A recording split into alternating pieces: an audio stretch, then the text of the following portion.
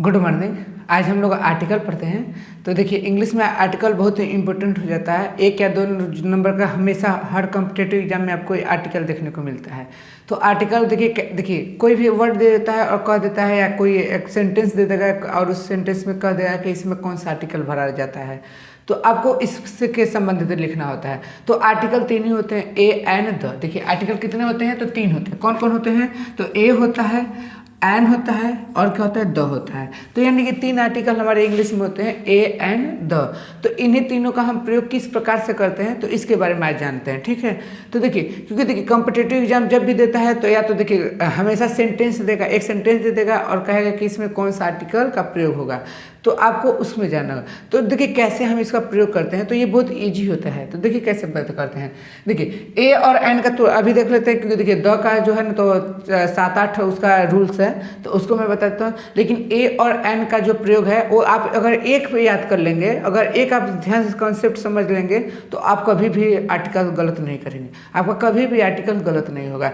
ये मेरा एक्सपीरियंस है, मैं खुद इस चीज़ को अनुभव किया हूँ और आजमाया हूँ। क्योंकि देखिए किताब पढ़ेंगे तो आपको कई नियम दिए रहेंगे, लेकिन सारे नियम का अगर निचोड़ निकाला जाए तो एक, जैसे कहते हैं कि सारे जड़ी बूटी को पीस लिया जाता है तो एक दवा बनाई जाती है, उसमें कई जड़ी बूटियों का मिक्स होता है। तो ये जो 2 नियम में ए और एन का जो नियम बता रहा हूँ वो यानी कि सबका मिक्स करके मैं बताया हूँ, और सही बात है। देखिए लीजिए, तो देखिए क्या है, ए का प्रयोग कैसे करते हैं, एन का प्रयोग करते हैं। तो पहले ए का देखिए कैसे प्रयोग करते हैं। तो देखिए लिखा है कि जिस वर्ड का प्रोनाउंसिएशन, जिस वर्ड का प्रोनाउंसिएशन मतलब उच्चारण, यानी कि कोई वर्ड लिखा है मैं उसका प्रोनाउंसिएशन करता हूँ, यानी कि उच्चारण करता हूँ। तो कैसे करता हूँ? तो जिस वर्ड का प्रोनाउंसिएशन करने पर फर्स्ट लेटर, यानी कि फर्स्ट लेटर क्या आना चाहिए? कॉन्सोनेंट आए, तो हमेशा हम किसका प्रयोग करते हैं? तो ए का प्रयोग करते हैं। यानी कि कोई वर्ड है, जैसे मैं वर्ड ले लिया, काऊ ले लिया, क्या ले लिया? यहीं पर लिख देते हैं, देखिए काऊ। तो काऊ माने क्या होता है? काऊ का प्रोनाउंसिएशन करेंगे तो काऊ, यही ना लिखते हैं काऊ। तो कहा है कि जिस वर्ड का प्रोनाउंसिएशन, ये मान लेते हैं वर्ड हो गया काऊ, और काऊ का क्या करने पर फर्स्ट लेटर, फर्स्ट लेटर का मतलब पहला अक्षर, तो पहला अक्षर में क्या है? क है ना, क। क्या है? कॉन्सोनेंट आए तो हमेशा किसका प्रयोग करते हैं? ए का प्रयोग करते हैं। तो देखिए क का क्या होता है? के होता है। इंग्लिश में क्या होता है? क का अगर हम मीनिंग बनाते हैं, करते हैं, स्पेलिंग लिखते हैं तो के लिखते हैं ना, तो के क्या है? हमारा क्या प्रोनाउंसिएशन है ना, तो इसलिए इसके आगे हमेशा क्या लगेगा? ए लगेगा, ठीक है, ए लगेगा। अच्छा, कभी कभी आप नियम पढ़ेंगे ना तो एक जगह दे देता है कि यूनिवर्सिटी दे देता है, तो यूनिवर्सिटी में यू से होता है, तो जैसे उसमें लिखा रहता है कि जिसका मतलब वावेल रहेगा, तो हम इसमें देखिए वावेल रहेगा तो कहते हैं कि एन का प्रयोग करते हैं, लेकिन जबकि गलत है। अगर मैं यूनिवर्सिटी लिखा है, यूनिवर्सिटी मान लीजिए लिख रहे हैं यूनिवर्सिटी, तो इसको जब लिखते हैं तो यूनिवर्सिटी लिखते हैं ना, तो देखिए पहला अक्षर क्या है? य है, य का क्या होता है? वाई होता है, और वाई क्या हमारा है? कॉन्सोनेंट है ना, इसलिए इसके आगे क्या प्रयोग करते हैं? ए का प्रयोग करते हैं। तो कहने का सेंस क्या है कि यदि कोई भी वर्ड है, अगर उस वर्ड का प्रोनाउंसिएशन करने पर फर्स्ट लेटर क्या आता है? कॉन्सोनेंट आता है, तो उसका आगे हमेशा क्या किसका प्रयोग करेंगे? ए का प्रयोग करेंगे। प्रोनाउंसिएशन किए और उसका फर्स्ट लेटर क्या है? कॉन्सोनेंट है, तो हमेशा किसका प्रयोग करेंगे? ए का, हमेशा ए, चाहे वो आधा वाला हो, चाहे देखिए कई लोग ना कहते हैं कि डट डट डट अगर रहता है, जैसे MLA BEd MA अगर ऐसे रहता है ना, तो लोग कहते हैं कि नहीं इसके आगे एक एन का प्रयोग होता है, जबकि ये नहीं, ये कोई बात नहीं है। हम अगर उच्चारण प्रोनाउंसिएशन करने हमको आएगा तो हम तुरंत भर लेंगे, ठीक है। तो प्रोनाउंसिएशन करने पर हमेशा क्या है? कॉन्सोनेंट है, तो उसका क्या प्रयोग करेंगे? हमेशा एनी टाइम क्या प्रयोग करेंगे? ए प्रयोग करेंगे। इजी है। तो जिस वर्ड का प्रोनाउंसिएशन करने पर फर्स्ट लेटर कॉन्सोनेंट हो तो उसका मतलब हमेशा किसका प्रयोग करेंगे? ए का प्रयोग करेंगे। अब देखिए एन का तो वही नियम है, लेकिन बस क्या आना चाहिए? वावेल आना चाहिए। देखिए जिस वर्ड का प्रोनाउंसिएशन करने पर फर्स्ट लेटर वावेल आए, क्या आना चाहिए? वावेल, तो हम ऐसा किसका प्रयोग करेंगे? एन का प्रयोग करेंगे। अगर हम प्रोनाउंसिएशन करें, जैसे कि देखिए मीनिंग लिख रहे हैं ना, ORANGE, इसको क्या कहते हैं? ऑरेंज कहते हैं ना, ऑरेंज। तो देखिए पहला अक्षर क्या है? आ रहा है ना, इसका क्या होता है? ए होता है, और ए हमारा जानते हैं क्या होता है? कॉन्सोनेंट होता है, सॉरी वावेल होता है। ए क्या होता है? वावेल होता है। तो वावेल क्या है? किसका प्रयोग करते हैं? एन का प्रयोग करते हैं, हमेशा एन का प्रयोग करते हैं। यानी कि जिसका उच्चारण किए, हम उच्चारण के कॉन्सोनेंट आए तो ए लगाएंगे, उच्चारण किए तो वावेल आए तो एन लगाएंगे, वावेल कॉन्सोनेंट आए तो ए, वावेल आया तो एन, कॉन्सोनेंट आया तो ए, वावेल आया तो एन। आप बस 2-4 बार पढ़ लेंगे, 2-4 बार रट भी लेंगे ना, रियल कर रहे हैं कि आप कभी जीवन में भूल नहीं सकते हैं। क्योंकि ये कौन भूलने वाली चीज़ है कि प्रोनाउंसिएशन कर किए, अगर वो कॉन्सोनेंट आ गया तो ए लगा दिए और प्रोनाउंसिएशन के वावेल आ गया तो एन लगा दिए। तो हम ईजी एकदम जैसे छोटे बच्चों के टॉपिक है। और देखिए हम लोग पढ़ते हैं हाई चीज़ पढ़ते हैं और जब एग्जाम देने जाते हैं तो इतना बच्चों वाला सवाल पूछ देता है कि हम लोग उस चीज़ कहते हैं और ये क्या पूछ दिया। तो हमें वही कॉन्सेप्ट से पढ़ना है कि क्या है। तो हमको सारे नियम देखिए, क्योंकि अब देखिए लोग क्या कर रहे हैं कि अब हार्ड वर्क नहीं करना है, स्मार्ट वर्क करना है। हमें सब चीज़ नहीं पढ़ना है, हमें वही चीज़ पढ़ना है जो हमारे काम की चीज़ है। आज जब हम अपने लक्ष्य को हासिल कर लेते तो जीवन भर तो पढ़ना ही है, फिर पढ़ते रहिए ना, कोई दिक्कत नहीं है। तो अभी स्टूडेंट लाइफ में हार्ड वर्क कम, स्मार्ट वर्क ज़्यादा करिए, ठीक है। तो देखिए ए का प्रयोग कैसे करेंगे, कॉन्सोनेंट आएगा तो किसी का प्रोनाउंसिएशन के कॉन्सोनेंट आया तो ए का प्रयोग करेंगे, प्रोनाउंसिएशन के वावेल आया तो एन का प्रयोग करेंगे। तो ये दोनों इजी है कि नहीं। अब द का हम लोग देखते हैं, ए और एन आ गया ना, ए का प्रयोग कब करेंगे, कॉन्सोनेंट आने पर, एन का प्रयोग करेंगे वावेल आने पर, ठीक है, एकदम इजी। अब द का देखते हैं, अब द का प्रयोग देखते हैं कि द का प्रयोग कहाँ पर और कैसे कैसे किया जाता है। क्योंकि देखिए ए एन तो हम जान गए, उसका तो एक नियम था, लेकिन द जो है ना तो उसका कई नियम है, तो हमको उसको पढ़ना है, ठीक है। तो उसको भी बहुत आसानी से याद कर लेते हैं। तो देखिए द का क्या क्या नियम है, तो द का देखिए क्या क्या नियम है, 10 लगभग 10-12 नियम है, इसको हम लोग याद करें जो वेरी वेरी मोस्ट इंपॉर्टेंट है। तो देखिए पहला क्या है कि देखिए नेचुरल थिंग्स यानी कि नेचुरल वस्तु यानी कि प्राकृतिक चीज़ें जितने भी रहेंगे उन सब के आगे क्या लगेगा, द लगेगा। जितनी भी प्राकृतिक चीज़ें हैं, जितनी भी, चाहे नदी है, चाहे पहाड़ है, चाहे तालाब है, चाहे झील है, चाहे कुछ भी है, यानी कि जितनी भी हमारी नेचुरल चीज़ें हैं उसके आगे क्या लगता है, तो द लगता है।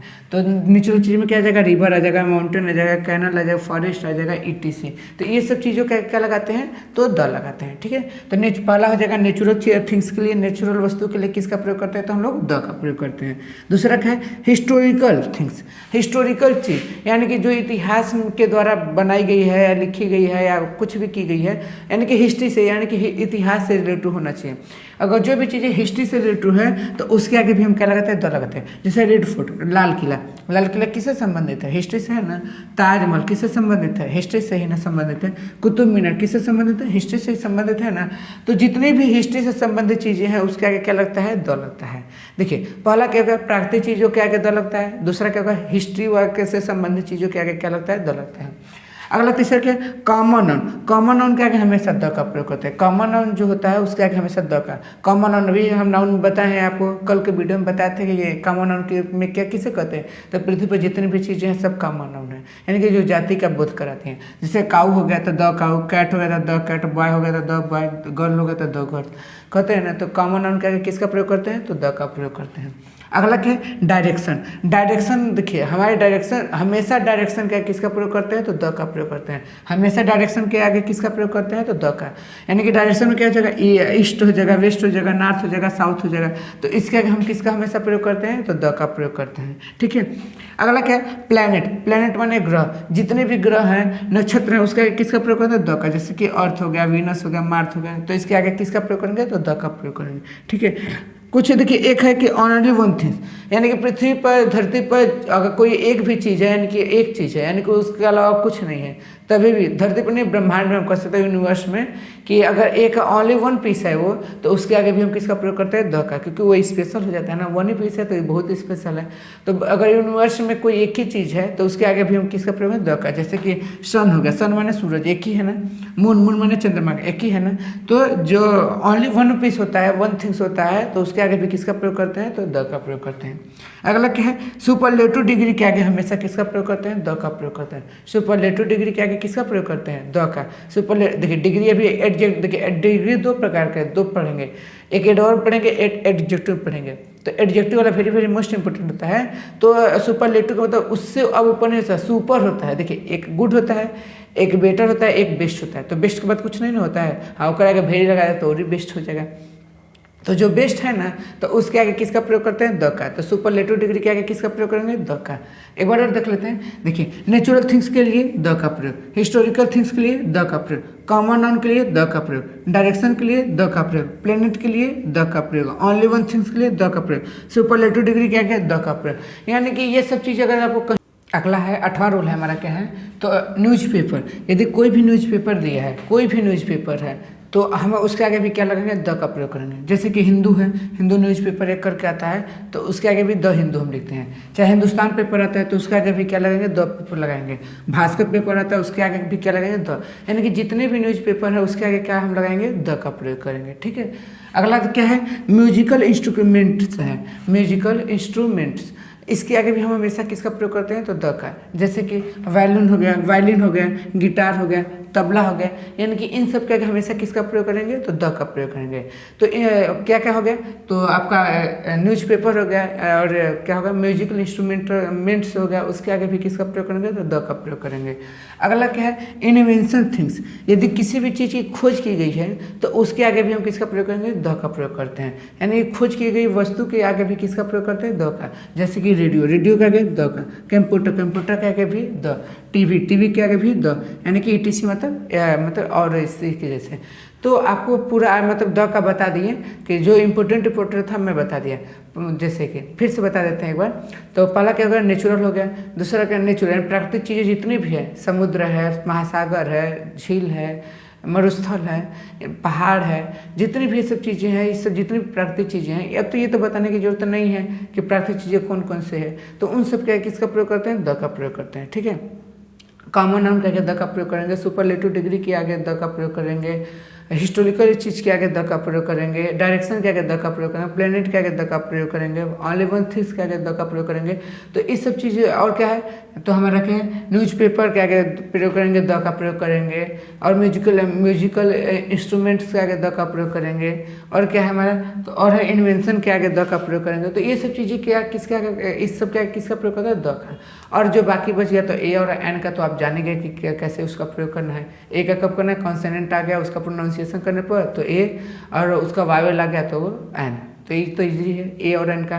द का आपको याद कर लीजिएगा। तो द का क्या याद करना है आपको, कुछ तो 10 गो तो मीनिंग याद करना है, 10 गो बात तो याद करना है कि अरे ये है तो ये लग गया, द लग गया, ये है तो द लग गया, ये है तो द लग, बाकी सब खत्म। इसके बाद आपको कहीं भी आर्टिकल पढ़ने की जरूरत नहीं है। देखिए एक कभी पूछा था कि सीटेट का KVS का जब एग्जाम हुआ था तो उसमें पूछा था कि MLA के आगे क्या लगता है, तो सभी बच्चे एन मारे थे, लेकिन उसका कोई मतलब द दिया था, जबकि ये क्वेश्चन आंसर गलत था, क्योंकि MLA के आगे किसका प्रयोग करते हैं, एन का प्रयोग करते हैं। क्योंकि देखिए MLA है, क्या है, MLA, तो इसको जब करेंगे तो क्या होगा, एम होगा, और एम के आगे क्या हमेशा प्रयोग करते हैं, एन का प्रयोग करते हैं। ठीक है। तो MLA के आगे किसका प्रयोग करते हैं, तो एन का प्रयोग करेंगे। ठीक है। तो कुछ भी हो उसका प्रोनाउंसिएशन किए तो क्या है, क्या आना चाहिए, तो हमारा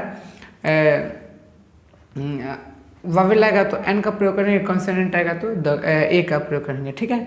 द का भी बता दिए, ए का भी बता दिए, एन का भी बता दिए।